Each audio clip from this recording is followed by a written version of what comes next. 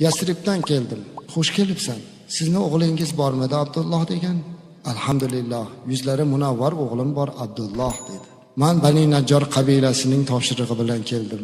Siz sevgan, siz suygan o'g'lingiz Abdulloh Yasribda qazo qildilar, olamdan o'tdilar dedi. Shu paytgacha juda ko'p musibatlarni ko'rgan bu oqsoqol odam qancha yaqinlardan ayrilganda ham bunday holatga tushmagan Abdulmuttalibning oyoqlari o'ziga bo'ysunmay qoldi. Asta bukilganicha yerga cho'kkalab qoldilar. Ko'zdan oqqan yoshlari oppoq soqolini uyutib yuborgan edi.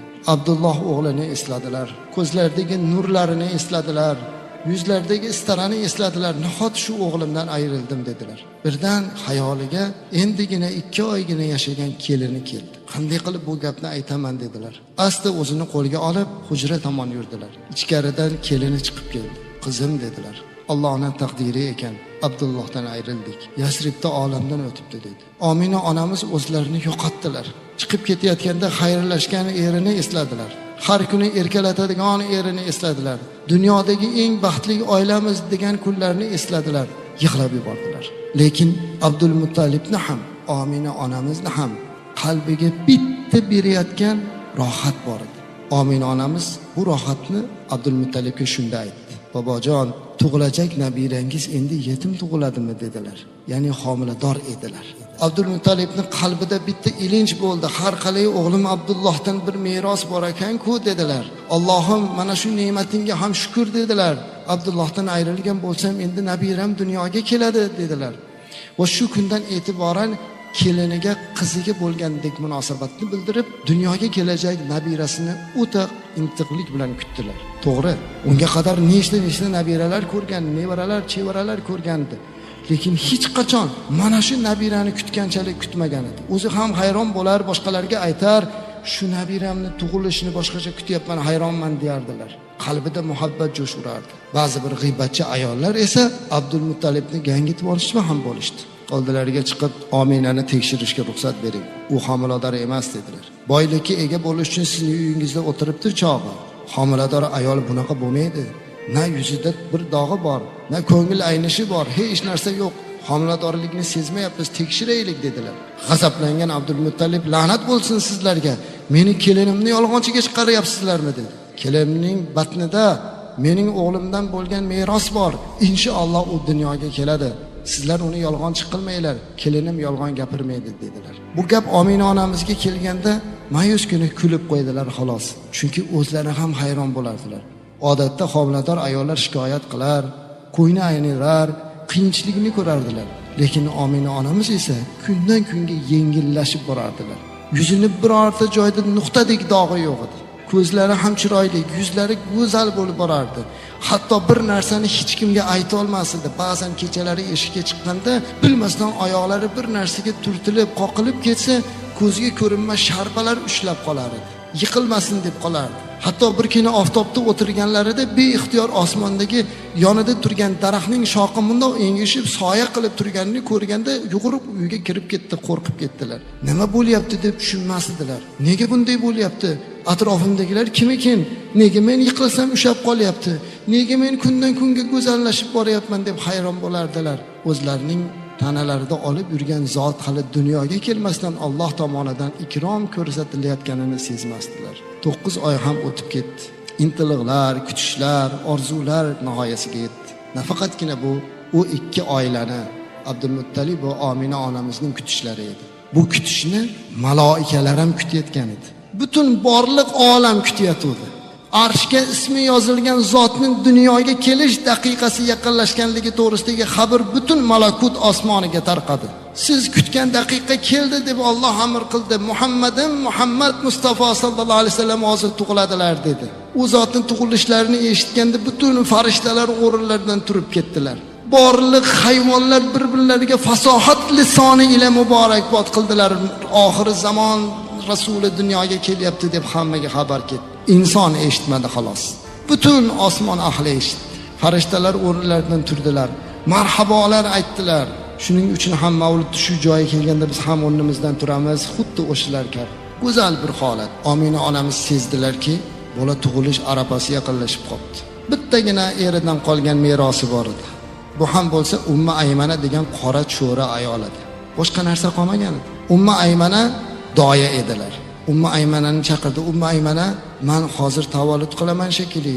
Qornimda og'rig'am yo'q, lekin g'alati his qilyapman" dedi. Vaqti soat yaqinlashganini ko'rgan Umma Aymana bunday nodir holatni o'zi boshqara olmayman deb qo'rqqanidan bir necha kishiga doyalik qilgan Fatima doyani chaqirib chiqdi. Qo'shnisi bor edi, doya ayol Fatima deb. Fatima doya ham, Umma Aymana ham Alloh bilan rozi bo'lsin, tarixda buyuk zotni doyasi bo'layotganidan bexabar edilar. Ular yugurib chiqdilar. Qarasalar Omina onamiz tavallud holatida turibdilar. Keldilar, atrofida turdilar. "Qizim, bardam bo'l" dedilar.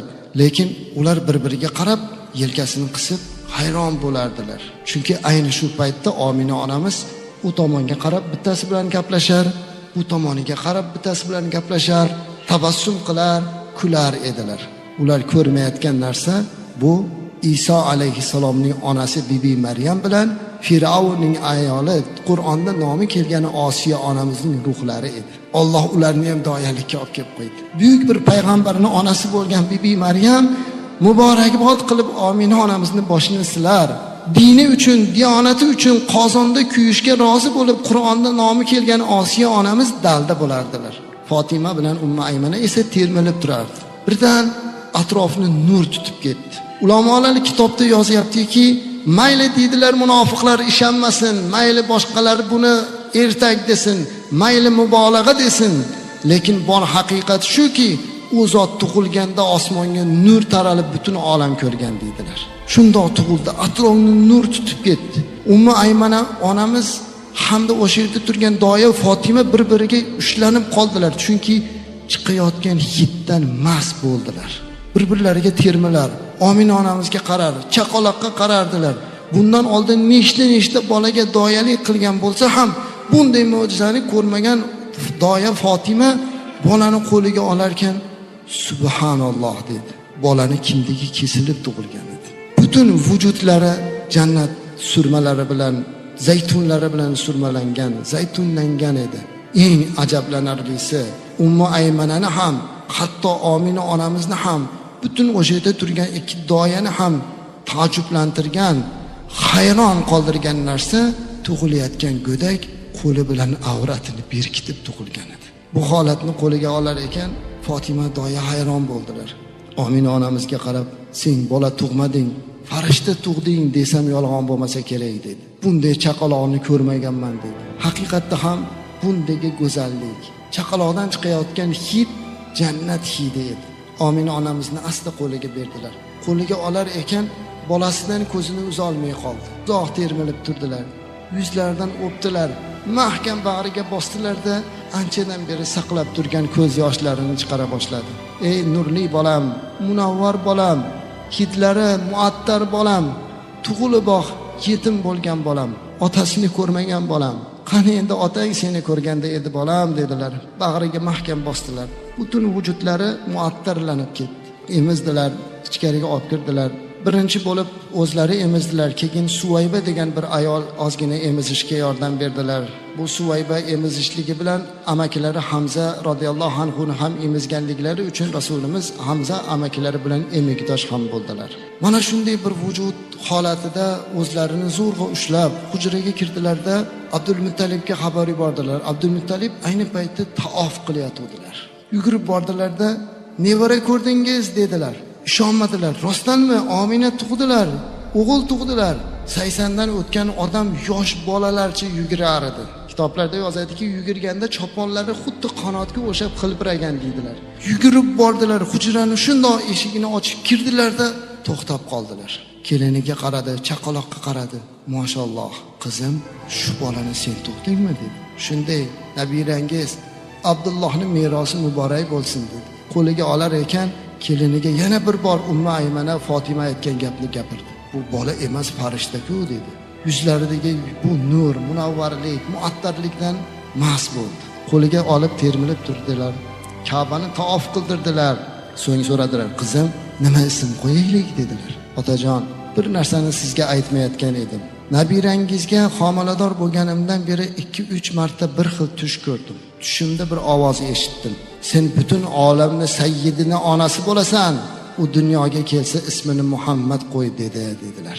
Muhammadning tarjimasi maqtalanuvchi zot degan ma'noda berardi. Hamd so'zidan olingan. Bu gapni eshitishiga Abdulmuttalib ham vujudlari qaltirab, Allohga qasamki, boyatdan beri nabiramga nima ism qo'ysamikin deyodim, shu Muhammad ismi tilimga kelyapti dedi. Alloh o'zi ixtiyor qilgan ism qo'yildi. Butun olamning rahmati bo'lgan Muhammad sallallohu alayhi vasallam tavallud topdilar. Ayni bu voqea mana shu Rabiul Avval oyining 9 yoki 12 Rabiul Avval kuni, dushanba kuni subhi sodiqda voqea bo'lgan edi. Siz bilan bizning ulug' zotimiz Muhammad Mustafa mana shu kunda tavallud topdilar.